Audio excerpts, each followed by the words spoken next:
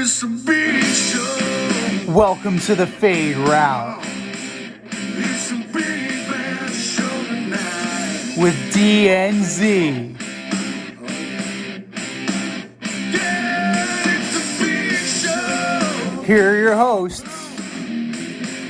Cracking up, telling them lies. DNZ.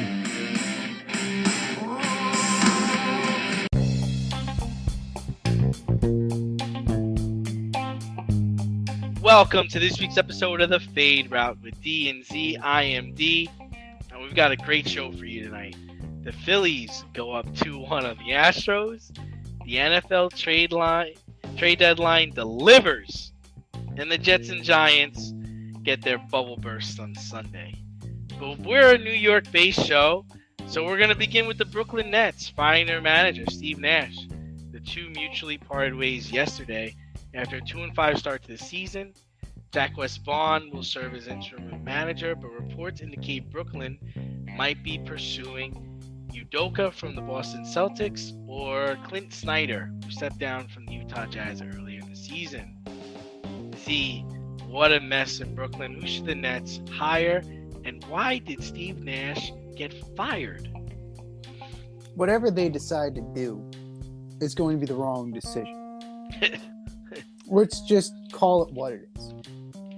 Since the Nets and Joe Tsai, the owner, have decided to go down this route, they decided to go down the star hunting route when they went and got Durant, when they went and got Kyrie Irving, when they went and got James Harden, and then they in turn flipped James Harden to get Ben Simmons. They went down this route, and it cost them big time. They had a good thing going. Were they the most star-studded? Were they filled with the most glitz and glamour? No. But with a coach in Kenny Atkinson, teaching a young core of Spencer Dinwiddie, Karis LeVert, and Jared Allen, the Nets had something going. They had something cooking. They absolutely did. It has been one misstep after another. Firing Atkinson at the request/demand of Durant and Irving. Bringing in Steve Nash, who never coached before. Now, granted, he's 94 and 67 for his career, but you put together that squad, right, with the talent that he has, or had, I should say, you should be able to be over 500. You should be. Nothing in terms of playoffs to speak of. No championships. No conference finals. Got knocked out in the first round by the Celtics. This has been a major underperforming franchise ever since they decided to go this direction. And at this point in time, they have no choice but to stay the course, right? Durant is Durant. He's not going anywhere. Kyrie Irving is not going anywhere. Unfortunately, he is embroiled once again in scandal, marring his Brooklyn career and his career in general. It's been nothing but nonsense after nonsense after nonsense with Kyrie Irving. And you got what you paid for, right? You got what you paid for with Durant. You got what you paid for with Kyrie Irving. You got what you paid for with James Harden. And frankly, it doesn't matter who comes in and coaches because this team is going to underachieve. They're going to steamroll the coach. They're going to blame the coach because there's no accountability. There's absolutely no accountability from the players on this team. Udoka is a fine choice. Fine choice. Fine choice. In what clownish world is this guy a fine choice? This guy has been suspended for the whole season because of a scandal involving an employee with the Celtics. It's almost like if they hire him, it's like adding to the circus. He That was is fired. this- He was suspended for crude language towards someone. He was suspended towards an inappropriate work environment. Now, in terms of coaching, he is the reigning defending coach of the reigning defending Eastern Conference champions. So he proved his mettle. That's he- tough, man. He That's proved tough. his mettle as a coach. As Tough. a That's person, like saying that. as Okay, a okay, person, okay. we need to be able to separate the person from the coach, right? Do we though? We do. We? That's like this guy could murder his family, but then go, put up 30, and that's cool. Chris Benoit was a fine wrestler, but that's Well, neither here nor there. That's but- the tough part. Is like it's like trying to say like the Nets acquired Jeffrey Dahmer in a 3-way trade this today. He's got an eating disorder, but he's a pretty good player. Like, what do you mean, man? Like, I don't know if you can. They need a solid footing, and I don't think getting a coach that's part of a scandal or part of a situation is a good idea. I think, I do agree you got to separate the player from what his personal life is and the coach from his but not when you intertwine the two. It's not like he was having an extramarital affair outside of work. He was doing it within the damn building. How do you think that storm is gonna come together with Durant pursuing experiences, Kyrie putting anti-Semitic things on his social media feed, and then a coach who has a history of talking not correctly to staffers? Joe Tsai thinks he got his guy. Right? Joe Tsai had this guy before he went and interviewed for the Celtics. This guy was under contract. This guy was in the fold on Steve Nash's staff. So I'm thinking, and I think Joe Tsai is also thinking, that it's a homecoming. It's a return. And these guys know him. They probably respect him to some degree, as much as Kyrie Irving and Kevin Durant can respect anybody. He had their ear. He's proven it, right? He didn't win, but neither did they. So he has proven his mettle as a coach. Like, they'll take coaching anyway. And that's part of the problem from day one.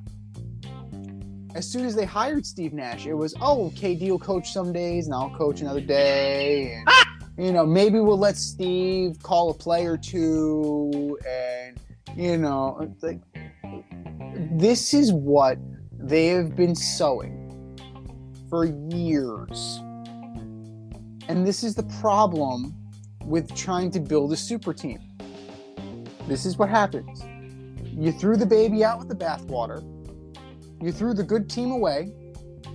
You're now strapped to cap hell. And you're embroiled in nothing but scandal. And for non-NBA fans, or for fans of actual teams, this could not be, this couldn't be better. It's not at all, it's absolutely karma at its finest work. Yeah, I mean, my whole thing is you had to know what you were getting into, and I think Marks and management are acting like they didn't know. It's like you had to know what you were getting. I mean, the minute Kyrie Irving's trying to talk about, well, I wanted my contract and I only have to play 40 games. It's like, what are you talking about? Like, what, are you a basketball player? Right. At this time, at this point, you've pretty much made your bed. So you got to lay in it. The fact that they're mutually parting ways leads me to believe that Nash said, like, I'm out of here. Like, they don't want to listen. They don't want to do what I'm trying to do here. So I'm out. That's what I think happened.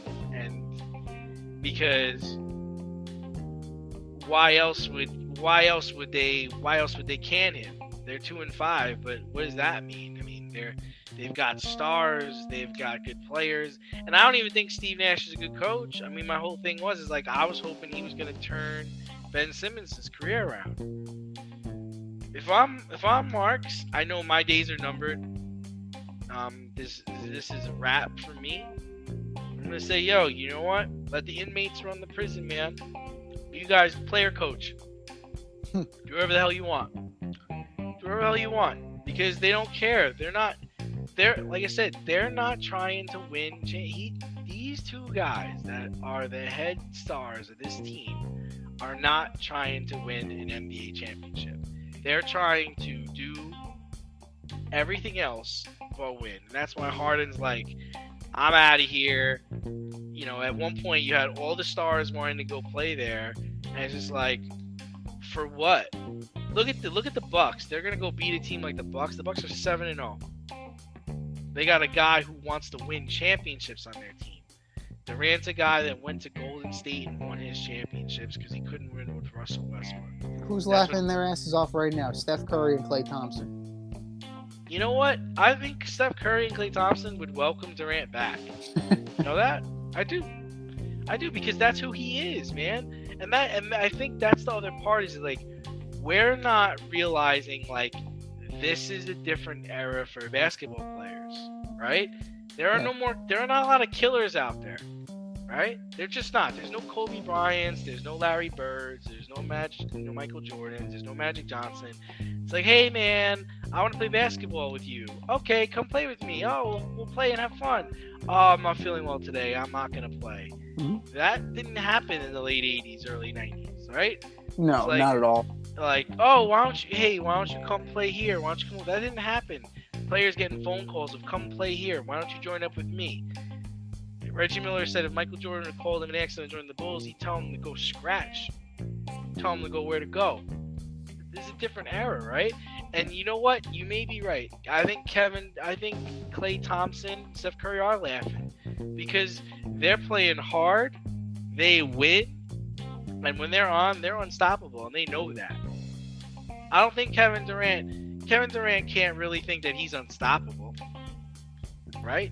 No. He's been stopped. Several times. Now, Bob Myers, right? They just re-upped 3 young players. They just re-upped Wiseman, Kuminga, and Moody. Sean Marks calls you. You're Bob Myers. Sean Marks says, I'll trade you Kevin Durant for Draymond Green and those 3 players. Are you making that deal? If you're Bob Myers. I don't know what the temperature in the Golden State locker room is, but if knowing what I know as far as like Draymond's contract, because I think I'd want to re-sign Poole. I would, yeah. Because I know, and the other thing is like, Steve Kerr has run an organization before. He's been a president, like, and he's a hell of a coach. He's won championships. Like, he knows how to get through to players. And I don't think Steve Nash ever got through to Kevin Durant. And I don't think Kyrie Irving helped the situation. You know, so I think you can just write it off now. Brooklyn's donezo. This whole thing with Kyrie Irving and the anti-Semitic stuff is just getting uglier. There's not you bring in Udoka. I mean, I just don't think they're going to listen to him. I don't think Kyrie's going to listen to him. And that team, you need all their stars to align for that to work.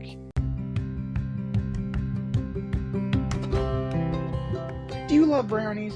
Of course you love brownies. But you know what's better than a brownie? A delicious, handcrafted, gourmet brownie delivered right to your doorstep. That's what our guys at Sweet Life Brownie Co. offer. Chef Tommy D and the crew offer a dozen delicious delights that you will crave, from the classic OB to Dutch apple to campfire s'mores and many more. Check out their website, sweetlifebrowniecode.com, for their Friday brownie drops. At noon, their site goes live and you see what they're making. Since you're there, become a site member and earn points. You earn 50 points just by signing up. Make sure you follow on Instagram and Facebook too, at sweetlifebrownie_co, for the latest updates and their latest releases and creations. That's sweetlifebrowniecode.com. Give them a call, 845-641-3043, and tell them D&Z sent you. That's sweetlifebrowniecode.com, 845-641-3043. Sweet Life Brownie Co., because there's always room for a brownie. And speaking of stars aligning, man, there were some bombs going off in Philadelphia last night. The Phillies took a 2-1 series lead after the rainout happened on Monday. They did it by getting some McCullers and getting some McCullers early. So we had Bryce Harper hitting bombs, Reese Hoskins hitting bombs. I'm really, really worried the Phillies are going to win the World Series, man. But who's been your MVP so far? Hallmark Channel, because I haven't watched a fucking inning of it. You haven't watched any of it? I haven't watched an inning of it, and it's the happiest I've ever been. The Rob happiest I've Manfred ever loves it. Rob Manfred loves it, but we know if the Phillies win the World Series, it is going to be the coronation of Bryce Harper. It doesn't matter how he does. They're going to trip over themselves to make him the MVP of the World Series. Yeah. That's just how it's going to be. I would say, based on his performance, Brandon Marsh is more deserving. Kyle Schwarber, clutch more, pickup. Absolutely. Like, amazing pickup. He was dead in the water with the Angels. Yeah. And now he's a key cog on this Phillies team, right? Castellanos, brought in strictly a bat guy, only playing the field because Harper can't, demonstrating that he can do the job, right? Alec Bohm, Mr. I fucking hate this place. I love that guy. He's performing. Reese Hoskins is doing great. Kyle Schwarber. It is truly a team effort.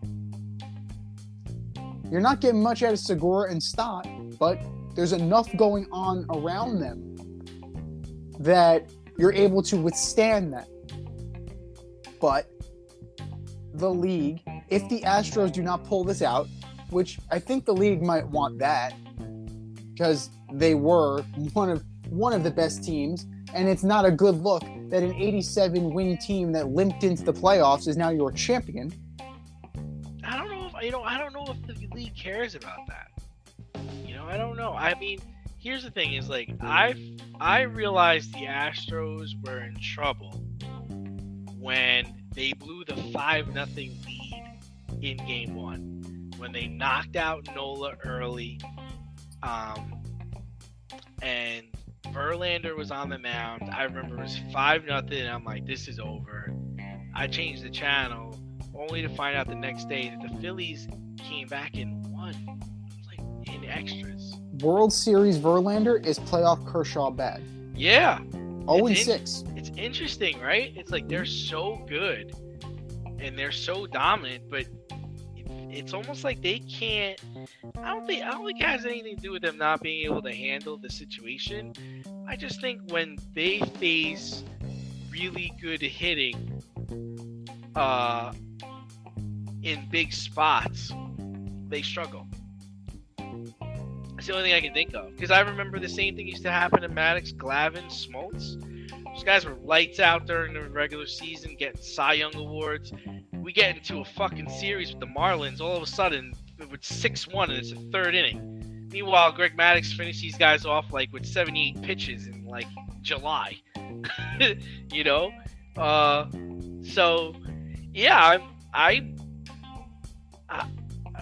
It's interesting how well Thompson has them playing because they get down and they're not out. Like it doesn't seem like either team gets behind and a lead is insurmountable. And haven't seen that kind of play from a major league team in a really long time. With And I with just the think- exception of Framber Valdez and Ranger Suarez, the starting pitching has been dreadful.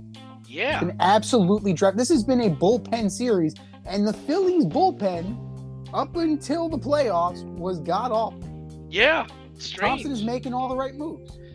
You know, they're definitely playing for him, but it's like almost like that attitude is like even when we're out, we're not out of it.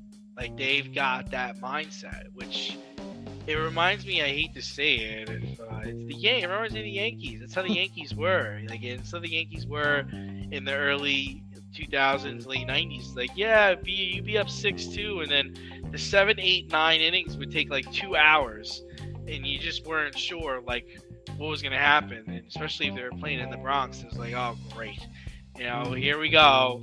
They lead off with a double, and all of a sudden, now you bring in like some submarine pitcher from Vietnam, and you're losing by like 4. It's like, and that's what it really reminds me of. It just like I always felt like when the Braves were down, it's like, we're out. It's a wrap. We're done. We're not coming back. We don't come back. We don't ever come back. Once we're down, we're out. I don't know if you feel the same way about the Mets, but it's how I always felt about the Braves. Like when we were down, it's a wrap. I think we played the Cardinals a few years ago in the first round. I think they scored like 100 runs in the first inning. It's like, it's a wrap. you could just mercy us right now. The Mets need to play from the lead. They absolutely need to play from the lead. They play better when they're in front. They do. We play better with a huge lead. As you should. I mean, a massive cushion, like an 8-run cushion. We feel comfortable. That's the only way a Met fan will feel comfortable that the bottom will not fall out on them, is if the lead is seemingly insurmountable. But it's the way the Cubs feel too, I'm sure. But so, I mean, yeah, as far as I agree with you. I mean, they're gonna really try to give it to Harper, but it's not like he hasn't earned it. Like he's had some game-changing hits in this series so far, and even in the playoffs in general. And what an amazing story would that be, that the Nationals let him go, they win the World Series, he goes to the Phillies and somehow wills them to a World Series. I mean, what better storyline is that? I mean, the Astros, what storyline are we going off of here? The cheaters trying to prove they didn't cheat? Are you going off of Dusty Baker finally, winning a World Series as a coach? Like there's no Astros story to go off of here, right? It's a negative story because immediately Game 2, we're keyed in on Framber Valdez touching his wrist, because now we're looking for things to possibly accuse the Astros of. Because what about all the pine tar on Maldonado's helmet? What about the grandfathered-in bat that only Albert Pujols should have been using? But Martin Maldonado came into the league the year after it was grandfathered in. So he's using it in a legal bat. And they're admitting as much on TV. Verducci doesn't help it much. He's batting like 178. It's too heavy. What do you want? Like it's the weight of Albert Pujols in that bat. It's not working. But it's always something. It's always something. No, it's remarkable how the Astros have gotten there after getting rid of their 2 of their best players, but there's no real storyline to jump off of with the Astros other than that I think they might have 1 or 2 more runs in them, like runs at winning a championship with Bregman and Altuve and Yordan Alvarez and their pitching staff, but they're almost reminding me of like the Braves. Like, you guys rake it in during the regular season, and then it's all of a sudden you get to the playoffs and it's just like, well, what the F, man? Like Verlander was unhittable. Now people are touching him up. It's like, okay, they're scoring. I mean, they didn't really score. They didn't score yesterday, but they are scoring runs. And you gotta feel good if you're the Astros. Like, even if they were to lose tonight, I don't think they're out of it. You can't count a champion out. And to me, they're still they're a champion. Where I think if the Phillies were down 3-1, it'd be like, all right, they're gonna wrap this up in Houston. Well, it's 3-1, right? If they win tonight, it'll be 3-1, with the potential series ender being Justin Verlander against Noah Syndergaard. Advantage Astros. Syndergaard starts Game 5. Oh, they're bringing it back because he was supposed to start. He was supposed to start last night, right? And they decided not to do that. Yes, so it's already been announced. It's already been announced. Very bold move. We'll nice see move, if that. Cotton. We'll see if it plays off. We'll see, or if they hit the panic button and just go to. Well, right now it's the 5th inning, and the Phillies are getting no hit. So that's pretty crazy. Well, there you go. That's baseball, Susan. Avoid messy accidents. Get better stopping power with your brake pads. Callahan brake pads. You never know when you'll be driving in the road and there will be a truck tire that you need to avoid and save your family. Callahan Auto. We really care about what's under your hood. Moving over to football, for the first time in a long time, the NFL trade deadline was pretty exciting. Big name stars like Bradley Chubb, Roquan Smith, the Fordham Flash, and Chase Claypool were sent packing. So, Z, who got better, who got worse, and who are you disappointed in? I still like the James Robinson trade. I think he'll fit in fine with the Jets. McCaffrey, that was the first domino to fall. And after last week's game where he ran for a touchdown, caught a touchdown, and threw for a touchdown, I mean, that's the height, right? That's the peak. McCaffrey can't get higher than that. Overall, that also caused the Jeff Wilson trade. So there's a lot of connecting trades going on here, and the one thing that was a real old-fashioned both teams getting better trade was the Bradley Chubb trade. You know, both sides definitely got better. Oh man, did they? Yeah. So Miami gets a stud linebacker, right? Who they're already talking about extending. Right. So they're building around. They got a guy that they can build around. Denver got a first-round pick, a starting running back, who was signed because the Dolphins signed into a free agent contract, and they got an additional draft pick, a 4th-round draft pick. That's a good old-fashioned trade where both teams got better. So I think that is great. You have a lot of, like Chase Claypool to the Bears. Does that really do anything? I don't know. Like, Chase Claypool is kind of he started out great, had a good trajectory to the start of his career, and just kind of leveled off and just kind of meh. That's the best way I can describe it. I feel like the Pittsburgh Steelers gave up a lot in that the Bears gave up a lot in that trade, didn't they? Well, a second-round pick for a second-round pick. Yeah, Claypool essentially he was a second-rounder. So, I don't know. I think that's going to end up being a wash, really. The Hawkinson to the Vikings thing we're going to talk about later, so I'm not even going to touch that yet. It's still a head-scratcher. Roquan Smith for your team. That's a good move in that you solidify that linebacking core. Still not what you needed, though, if you're the Ravens. You need more help on offense. You needed more help on offense. And yes, you may have brought in your franchise linebacker, but you gave up a second round, a 5th, and A.J. Klein.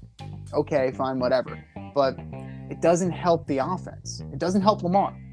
It really doesn't. And you need guys to do that. Unless you are just laying in the weeds and waiting on Odell Beckham to come back. If that's trash. But in terms of who got worse, it's hard to say anybody really bottomed out. because you have the draft capital, right? So even for a team, like the Commanders, right? They're getting something back. It's not, you're always going to be getting something, but the most interesting to me, Jacksonville getting Calvin Ridley.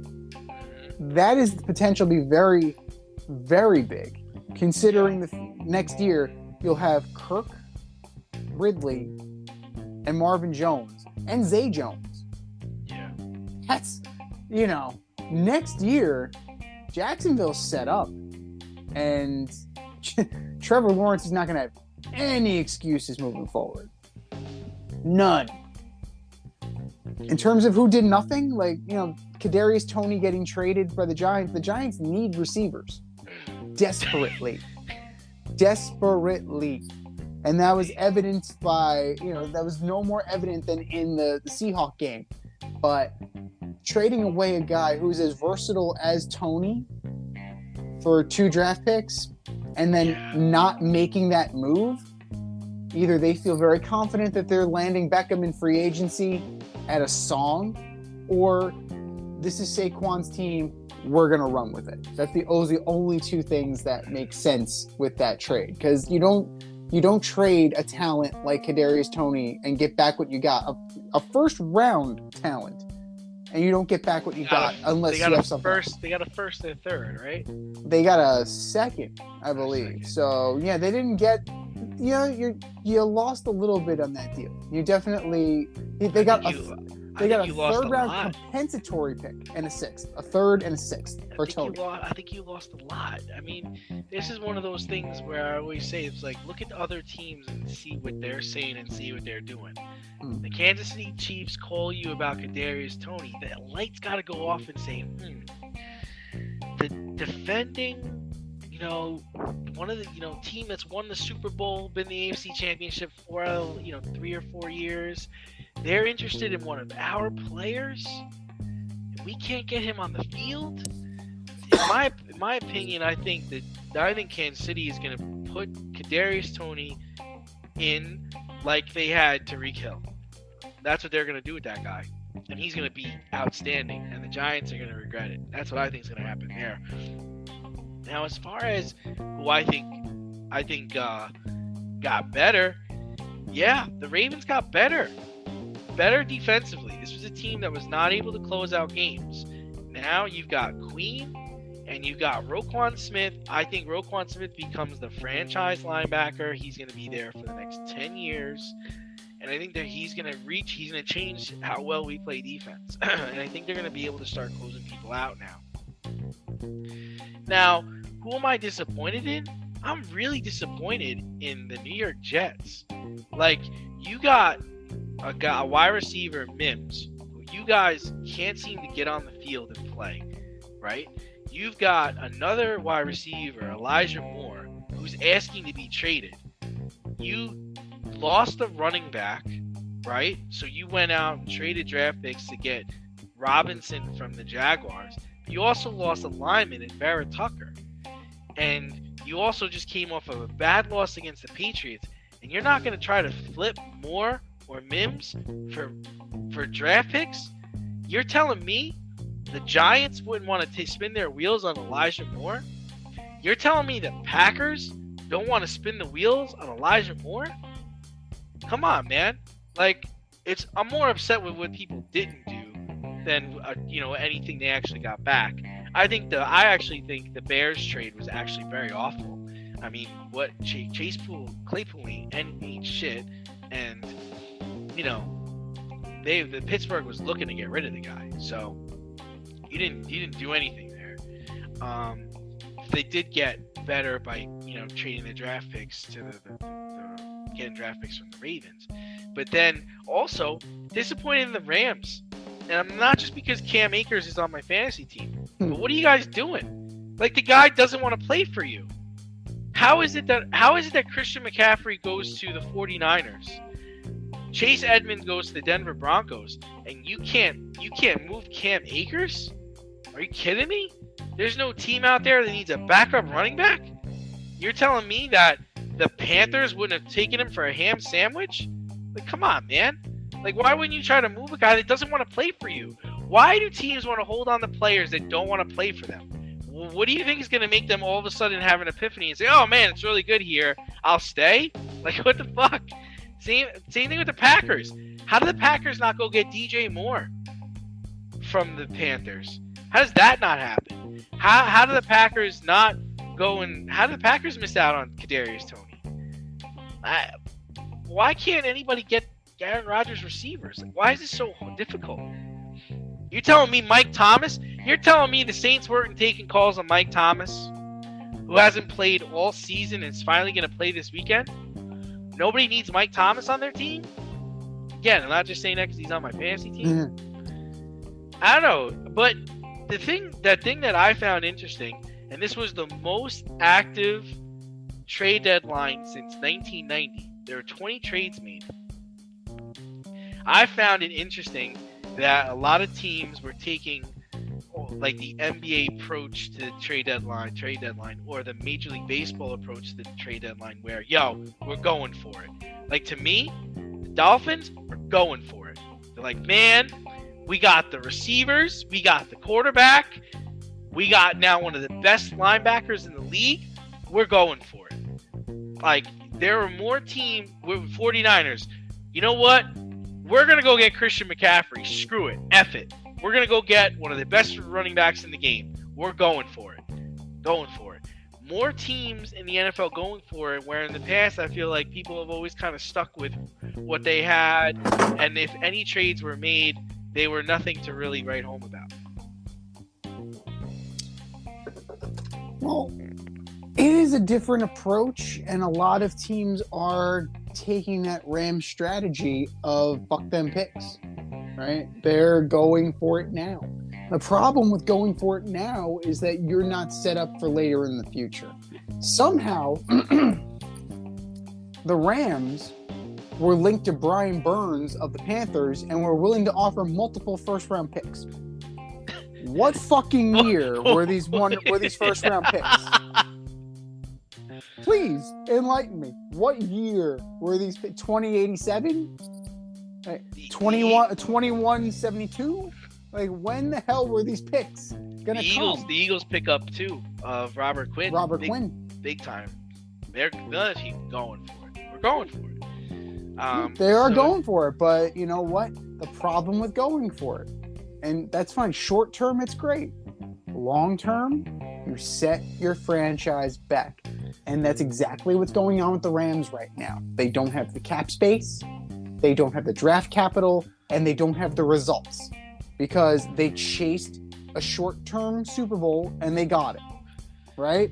At the expense of their future. Because Stafford's getting older. Aaron Donald is getting older. Whitworth retired. Cooper Kupp is the only asset on that team that's worth anything good on the trade market. So, it's fine and dandy that you went for it.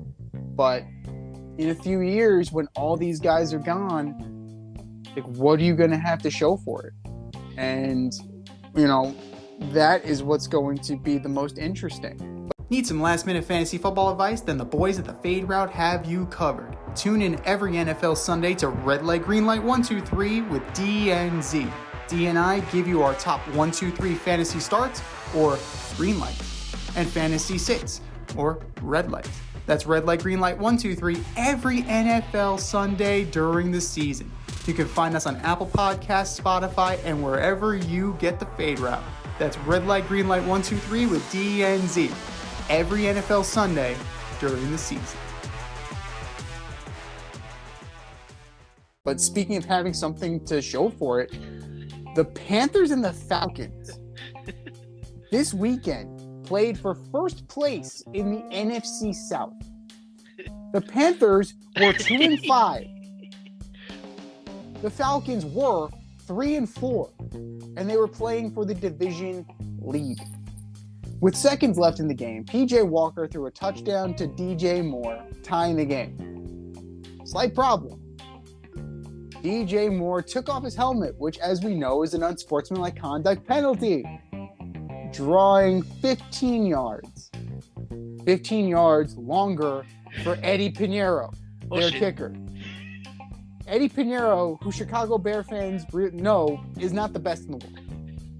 He missed the PAT. He missed a chip shot field goal in overtime. And it just left the door wide open for the Falcons and Koo to kick them to victory and the division lead at 4-4. So, who's getting the blame here from Panther fans? DJ Moore? Eddie Pinheiro? The refs? Or is it still Matt Rule? you should see Eddie Pinheiro's face when he gets the big. He's like, shit. You're like, I can't kick it this far. Oh man, kicking's my part-time job. You know what? My answer is gonna surprise you. I really think they should be mad at the refs. Listen, I get the rule. I get it. I do get it. But that would have been like in the divisional playoff game, 5 years ago or 4 years ago when Stephon Diggs scored that touchdown against the Saints. He took his helmet off and threw it. Like, if they called a 15-yard penalty on him, come on, man. You got to take into consideration the moment. He also did not take off his helmet while he was on the field. He took it off in the back of the end zone. He wasn't on the field when he took off his helmet. So for me, it's I think refs have to understand what the situation is. It was the end of the game. They still had to kick the field goal to win it. I don't think you flag him for that. You know the rule. The rule's been in place. It's not difficult to follow the rule. It's not. Keep your fucking helmet on. Keep your fucking helmet on. It's not hard. Right? That is it, and that is all. You wouldn't be having this conversation right now if DJ Moore just kept his fucking helmet on. That is it, and that is all. It's not like he's a rookie. It's not like, oh, I didn't know the rule is on the books. The rule is enforced all the time. You can't. It was just, but it was such a beautiful throw. You understand, Walker will never throw a pass like that for the rest of his life. This was such a big moment for PJ Walker. This was such a big moment for the Carolina Panthers, who just traded away their best player. They're coming off a week where they beat Tom Brady and the Bucs. Now they had a chance to beat the Falcons for first place in the division, and you're taking that away because a moron took his helmet off in the back of the end zone. I think that's tough, man. I think if it's Jake Delhomme throw into Joe Horn or throw into Steve Smith Sr., sure. You want to flag him? Flag him. But man, this is PJ Walker, man. This guy has been around. He would think he was in the app last year, or he was in the XFL. The XFL. Come on, give this guy a break. I mean, it's not his fault. You got Baker Mayfield on the sideline high-fiving people. It's not PJ Walker's fault. It's PJ not his Walker, fault, but he balled out. You're taking it away from him. You gotta take into consideration the situation. You can't just always go by the letter of the law. It's not like this was at halftime, or it's not like this was at the end of the third quarter, man. This is the end of the game. I think they were even on the road. Come on, cut him some slack. Give him a little slack on this. Nope. Sorry. Don't be a fucking idiot. That is it, and that is all. PJ Walker has legitimate gripe with DJ Moore. You cost us the game. I'm gonna fight you. We knew Pinheiro's not gonna make the kick. I don't even feel bad about that. I'm not even upset at him. Even PJ Walker's damn, man, he ain't hit this kick, man. There's no way he's hit this big. Did you see his face on the going on the field? It's no effing way. No, absolutely not. I can excuse Eddie Pinheiro because I know what Eddie Pinheiro is. I know who Eddie Pinheiro is. He sucks. Okay? Like, that's who Eddie Pinheiro is as a kicker. He's not Koo. What are we gonna do here? What are we gonna do here, Coach? We're going for 2? No, get out there and kick the damn ball. Shit. Should have got it. Right. Should have got a live chicken. Should have got a live chicken. But Walker had the hell of a game. He did. He absolutely did. It was such a beautiful pass. It was right where it needed to be, and it over 2 defenders, and just like And all you have to do is control yourself. All you have to do is not take off your helmet. That is it, and that is all. We're not asking you not to punch somebody in the face. We're not asking you not to shove somebody like in the Bills-Packers game on the sideline. We're not asking you to not pretend to pee in the end zone like Elijah Moore did when he was in college and Odell Beckham did. We're not asking you that. We're asking you just to keep your chin straps on and keep your helmet on your head. It's not too much to ask. It's not. Are you in need of air care maintenance or service? I have the company for you. Air Care Technicians. They service the Westchester and Northern Bronx area and can help you with all your heating and cooling, maintenance, and service needs. Just give them a call at 914-315-1547. Again, that's 914-315-1547. Or shoot them an email at aircaretechnicians@gmail.com. These guys are the real deal as they are veteran-owned, licensed, and insured. Make sure to tell them that D&Z sent you. But speaking of not too much to ask for, New York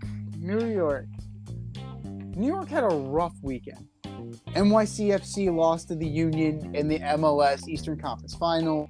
The Jets lost to the Pats in a very winnable game. It was not the homecoming blowout that you're used to. And the Giants lost a very sloppy game for both teams. Both teams played very sloppy. But they went down to Geno Smith and the Seattle Seahawks, who thanked Jerry Reese and Ben McAdoo after the game. True story.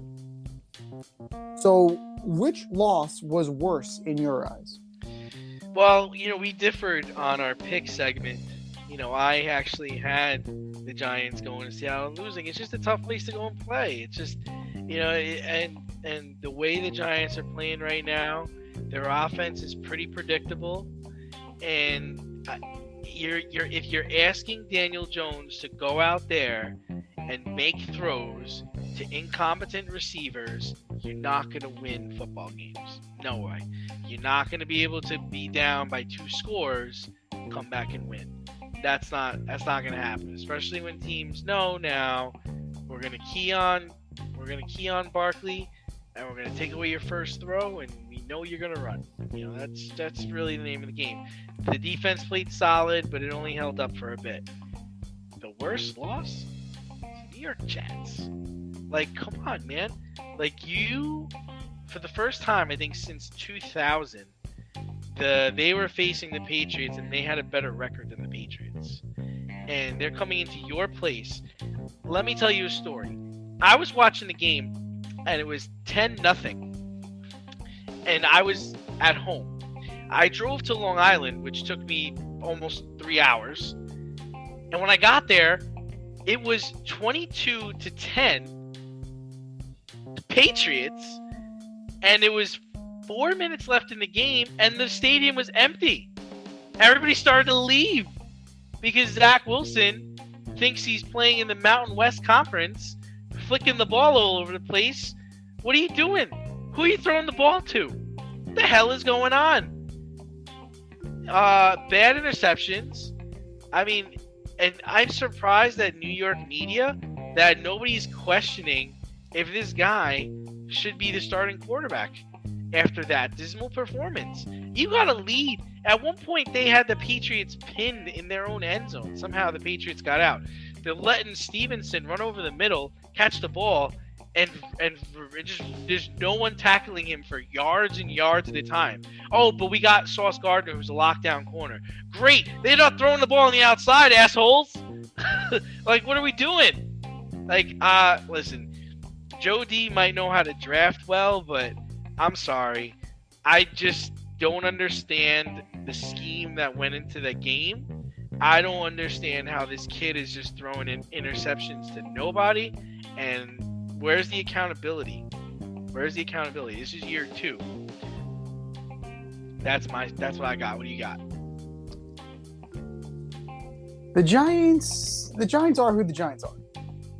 They don't have a number 1 receiver. Slayton is good. He's not a 1. Slayton's a 2. He's a 1 on this team.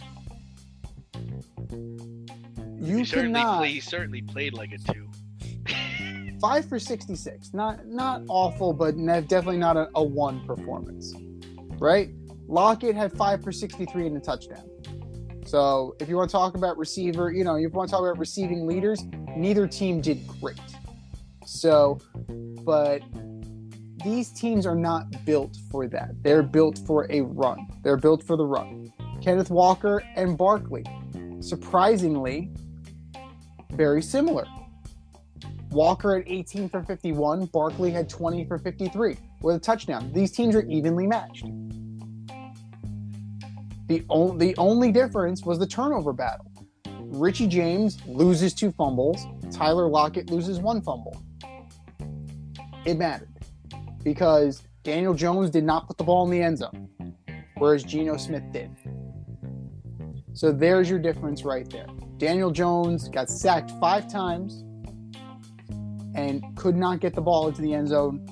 Recovered a fumble, so he did lose 1, but he got it. But he did get it back. The Giants can't afford to have a mistake-laden game with the talent they have. The Giants have to play error-free football every week. Now, the Jets' defense, up until this past week, was playing well enough that you can kind of get around some of Zach Wilson's mistakes, some of Zach Wilson's deficiencies. But if you look at it, the Pats were ready, right? 143 combined yards for Ramondre Stevenson. Like, that's impressive. That is absolutely impressive. That's Sony Michel and James White combined. Like, they have a number 1. Their defense just couldn't seal the deal. The Jets defense just could not seal the deal. And in the third quarter, they got their doors blown off. And Zach Wilson did not help matters. Like, his job is to make sure that the ball stays with the Jets. And he's, in a way, 20 of 41. Not great numbers at all, right? But the main number that I'm looking at is 15. What's 15 representative of? The number of carries that the Jets had. Their rushing game only ran 15 times. 15. That's not enough. That's not enough. Especially in a game that you're still in. You can control the clock by running the fucking football. And Matt LaFleur's little brother needs to realize that by running the football, you open up the pass. Question. And if you do that, you're not. Zach Wilson is not doing the stupid pirouettes and the friggin' Cirque du Soleil bullshit. Because if he found Garrett Wilson 6 for 115, clearly there's something there. And Mims had a game, 2 for 76. Good for Denzel Mims. They found them after 3 years. They finally found them. Excellent job. Better quarterback, Sam Mills or Zach Wilson? Ooh. I'm gonna have to go long neck. Like I would have to say long neck is a more polished quarterback. Zach Wilson still has the potential. Davis Mills is who Davis Mills is. Better quarterback, Davis Mills or Trevor Lawrence? More polished quarterback, Davis Mills. Yeah, he's a good player. Yeah. Good player. Absolutely. You know what? They had the Houston Texans found a hidden gem. They absolutely did. And we'll see what he becomes. But it's not over for Wilson yet. He's got to take to the coaching. If it's not there, throw it away. You mean listen to Mike LaFleur? He's got to do something. Because I'm sure Mike LaFleur is not designing these runs. He's not designing these Cirque du Soleil double pirouettes and then flipping it, hoping it'll get out of bounds. I don't think that's coming from Matt LaFleur's little brother. So the decision making needs to be cleaned up, and that comes through coaching, and that comes through playing and experience. Now he's not going to get pushed by Joe Flacco. He wasn't pushed by Joe Flacco. I don't think he's necessarily going to get pushed by Mike White. Because Mike White has now been named the backup quarterback for the rest of the year. I don't think that's enough heat on Zach Wilson for him to up his game. I really don't think that that's the case. But the Jets need to develop that rushing identity. They had it with Breece Hall. They need to see what they have. Between Carter and Robinson, they have two very good running backs. They need to figure out how to use them. And they need to figure out how to use them soon, because they're going into Buffalo this weekend. And the best way to possibly challenge the Bills, not necessarily beat them, but at least challenge them, is to keep Josh Allen off the field. And the best way to keep Josh Allen off the field is to make sure that you're running the ball and killing the clock. That's what you have to do. 3 and outs or picks, they're not going to do the job. All you're going to do is tire out your defense, and your defense is going to break. That's what's going to happen. And if they play like they played this weekend, the season is going to spiral out of control very, very quickly.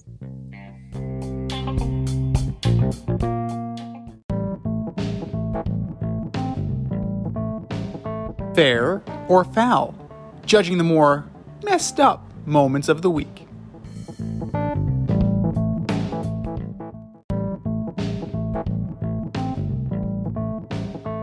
All right, boys and girls, here's how it goes. We have a statement, and it's either a fair statement or a foul statement. Fair or foul? Number 1, the Lakers are 1-5. It's fair, because it's what it is. It's what they are. They're bad. They're bad to the bone. They're bad. They're terrible. They're awful. And they're hard to watch. I'm curious. I'm curious how this is going to play out. You got to trade them. Trade them all. Every single one of them. Send LeBron to the Knicks and Anthony Davis to the Blazers. And ride it out with Westbrook. Let him try to score as many points as he can. Well, I wonder, is it tampering what Miles Turner did on the podcast recently, where he said that the Lakers should revisit the Russell Westbrook trade? Is that considered tampering? I would just like to know, because he went out and stated all the reasons why he would be better served to be on the Lakers. So he put his resume, right? He put his resume out on this podcast to try and get the Lakers brass to reconsider the Buddy Hield, Russell Westbrook, and Miles Turner trade. Now, the Lakers are nothing to write home about. They have the second worst average in terms of scoring. And the only team that's worse is the Clippers. So, good job there. You're old in the tooth. You're long in the tooth. You have seemingly immovable contracts. You have no semblance of a team. Darvin Ham, like, we'll see what he is as a head coach, but there's a lot of tumult right now. It's a very tumultuous relationship between Russ and the organization, Russ and LeBron, Russ and the new coach. I don't know what this is going to be, but they need to consider blowing it up. We were talking about long-term versus short-term earlier, and in the short-term sense, you're losing.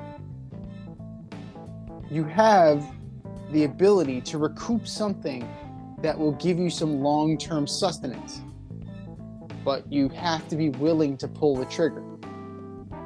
This team is 1-5. They're in last place in their division. They don't match up with any of these teams. Yes, it is early. It's 6 games into the season.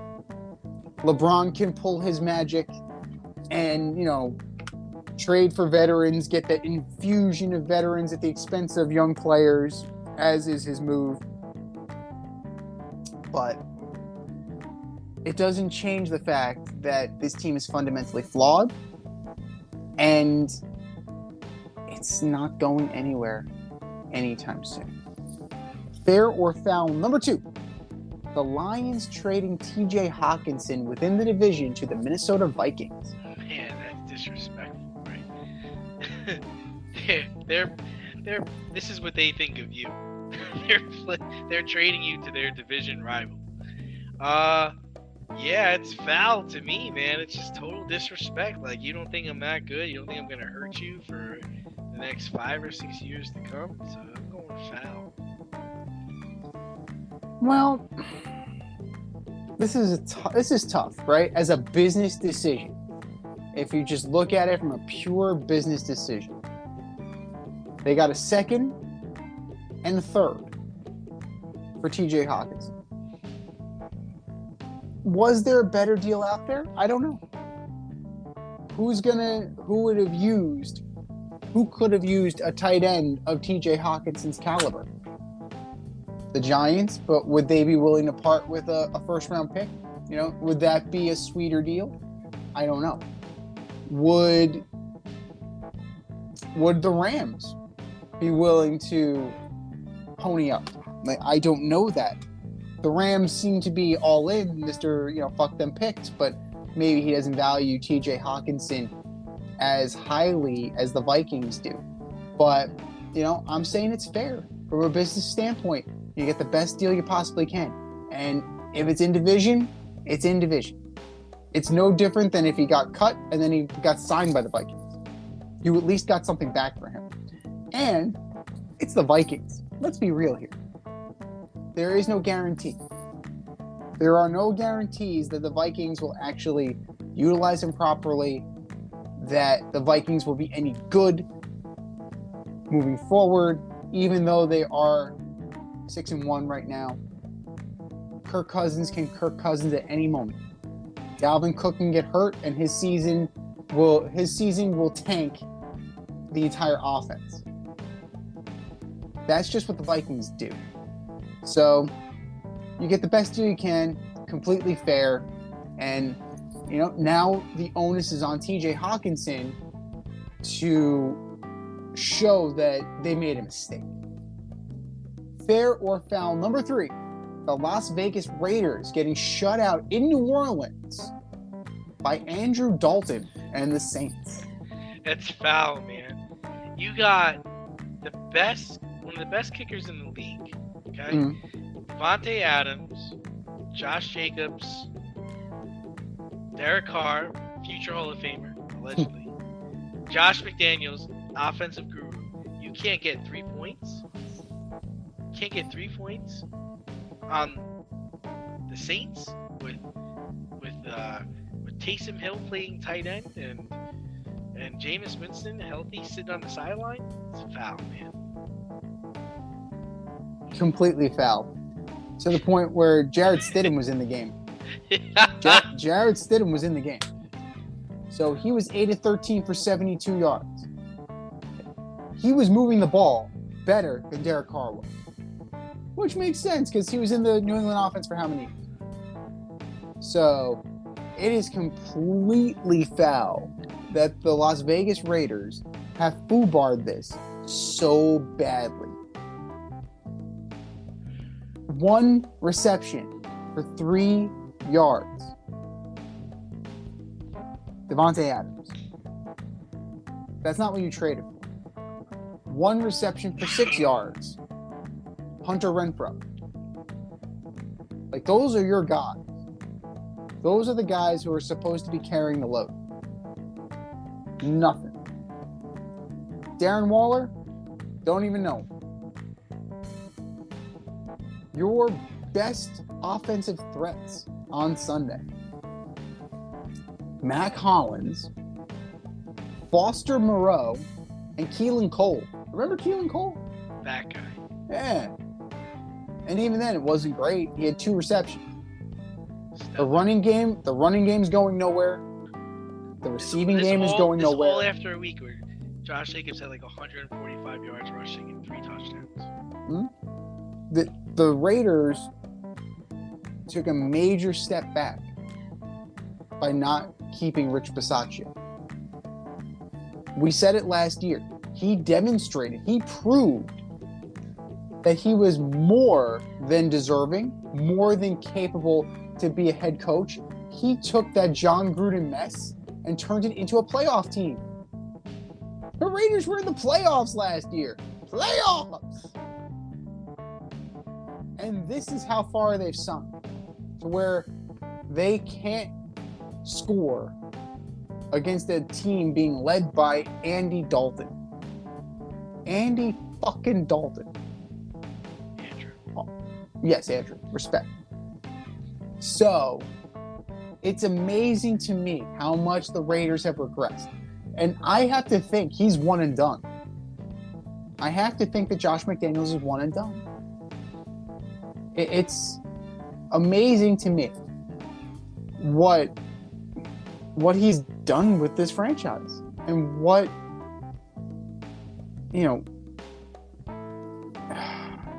atrocity this has become. Because at one point it was pretty promising.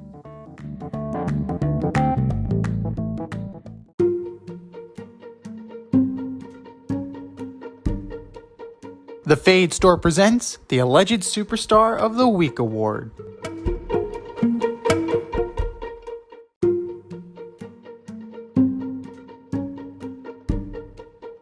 All right, boys and girls, you know what time it is. It's time for the Alleged Superstar of the Week. Here's how it goes. We put up a poll on our Twitter account at FadeRouteDNZ, and you vote, and you vote, and you vote, and you vote. And the winner of that poll gets a shout out on this here show and the coveted ass trophy. And do you know who took home the coveted ass trophy last week, D? I don't. One Mr. Aaron Boone. Aaron Boone. Well, maybe you want to show your home run against Wakefield next time instead of the Red Sox coming back from 3-0. Maybe that's me. Call me crazy. But hey, whatever. That's just me. But that was last week. This is this week. Who you got, Dave? First up, I got Robert Saleh, Joe D. Demoting Joe Flacco to the 3rd string because you want to see what Mike White has? Then why didn't Mike White start the season? I think we all know what Mike White is at this point. Joe D, Robert Saleh, you're my Alleged Superstars of the Week. Number 2, the Vegas Raiders shutout by Andrew Dalton and the Saints at home. Well, the Saints were at home. Josh McDaniels, Josh Jacobs, Devontae Adams, Hall of Famer Derek Carr, Jared Stidham got into this game. Vegas, you're going nowhere fast. You're all my alleged superstars of the week. And last, Lance McCullers, giving up 5 bombs, 7 earned runs, 6 hits in 4 1/3. Lance, did you know there was a World Series game last night? You know you're pitching for like the Astros? Whatever. Lance McCullers, you're my alleged superstar of the week. Z, what do you got? All fine choices. Let's start with the Brooklyn Nets. Start with Kyrie Irving, starting point guard for the Brooklyn Nets, espousing and promoting anti-Semitic books and an anti-Semitic movie on Twitter, not backing down from it, the organization not taking him to task initially. They've since mended fences and they're now donating to anti-Semitic causes. He's now taking responsibility for the post's impact on the Jewish community. So that's how the week started. This is how it ended. Steve Nash losing his job, the team being 2-5, and now you're bringing in Ime Udoka, the suspended coach from the Celtics. This is nothing but a shit show. This is a Brooklyn shit show. Brooklyn Nets, you are my alleged superstar of the week. Dan Snyder, hiring Bank of America Securities to explore the sale of the Washington Commanders. Mr. I will never sell. They'll always be the Redskins. Right? Now he's going to sell. Why? Because he's being investigated for his financials. Now, all of a sudden, it's prudent to sell. Yeah. Something is going to come out. It's going to be very juicy. We didn't even mention when Snyder said that he had enough to take down the entire league, right? He had enough juice. This guy, he's a piece of something. He's a piece of work. He's really a piece of work. Daniel Snyder, you are my alleged superstar of the week. And last but not least,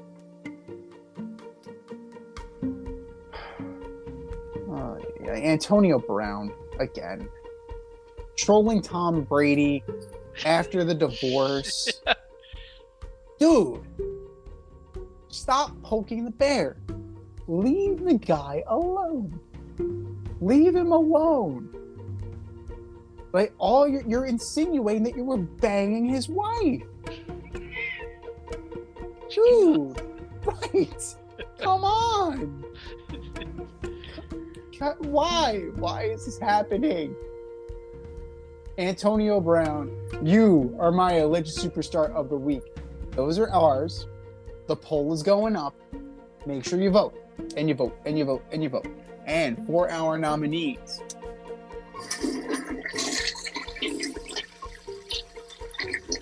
just do better, boys. Just do better.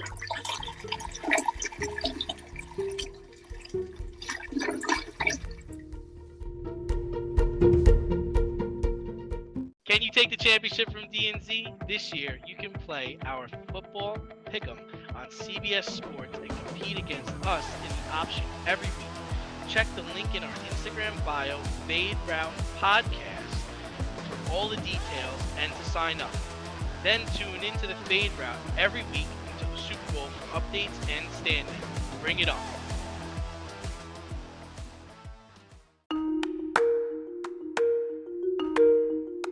Let's run the option and give you our picks for the week.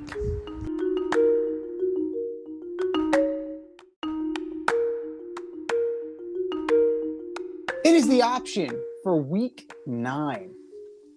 That's right, week 9. There are only 18 weeks, so we are halfway there.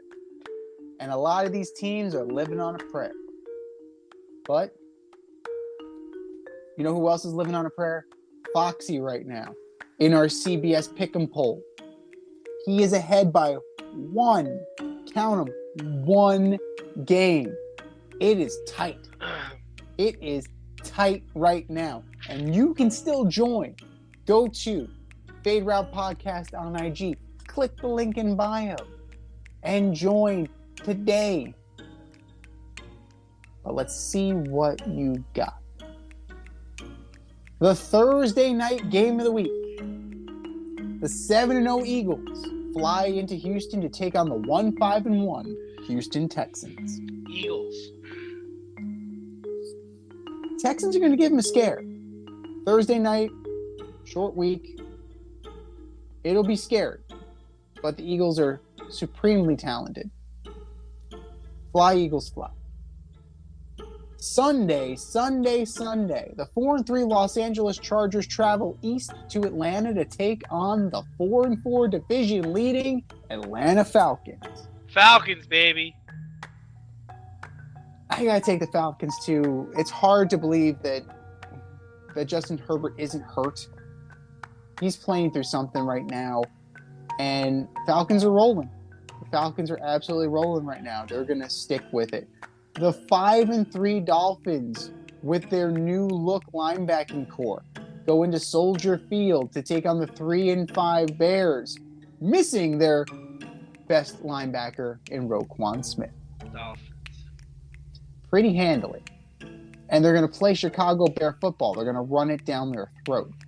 Dolphins. The 2-6 Carolina Panthers go into Cincinnati to take on the 4-4 swooning Cincinnati Bengals. Yeah, the Bengals are in trouble, man. Their offense is in ruins without Jamar Chase. So for me, I am going with the Panthers. I'm going to take the Panthers too. I think that jettisoning Matt Rule was the start of something. Getting rid of that knucklehead Robbie Anderson was part 2.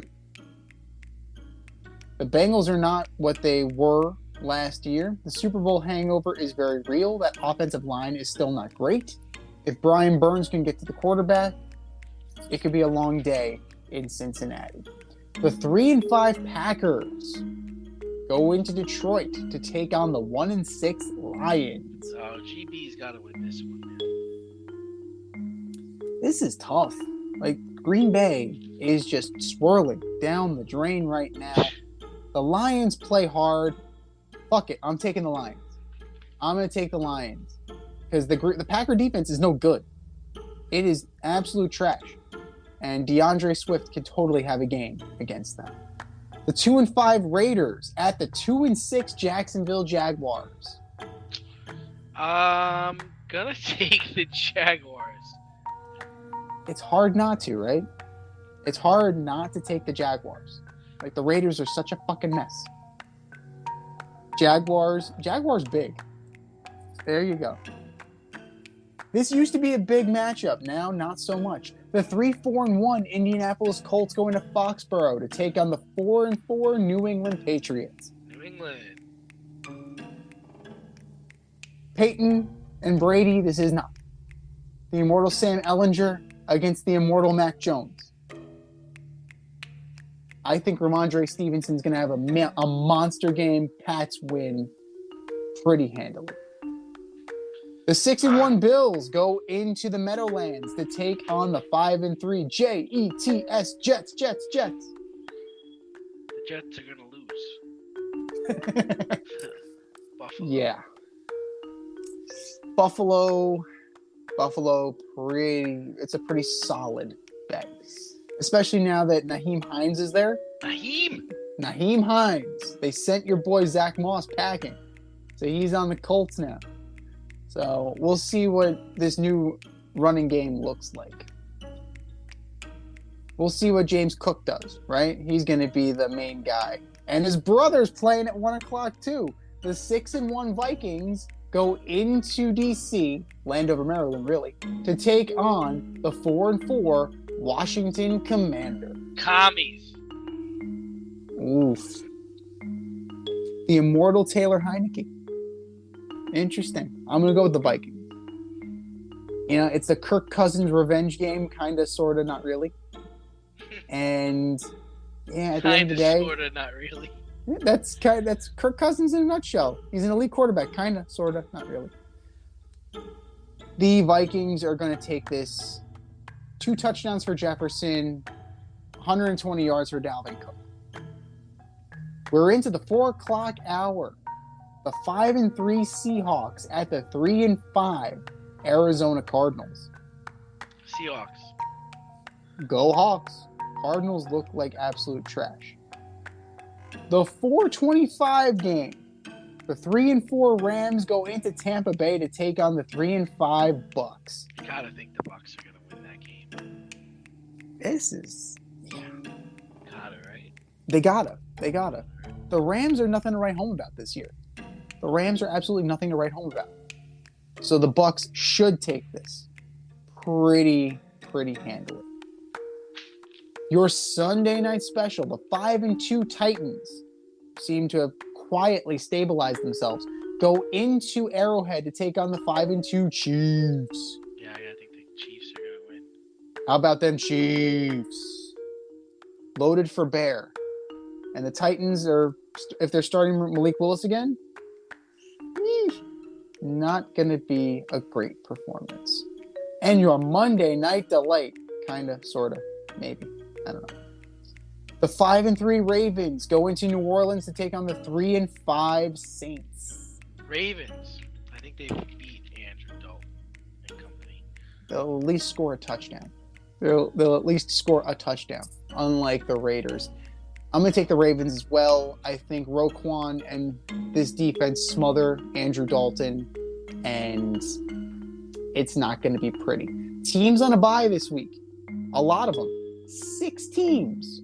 The Browns, the Cowboys, the Broncos, the Giants, the Steelers, and the Niners. Adjust your fantasy rosters accordingly. This has been the Fade Route with D&Z. Thanks for tuning in tonight. Catch our podcast on Wednesday nights on Anchor, Spotify, iHeartRadio, wherever you listen to your podcast. Until next time, stay faded, everyone. Time for us to run the go route, but we'll talk to you next week.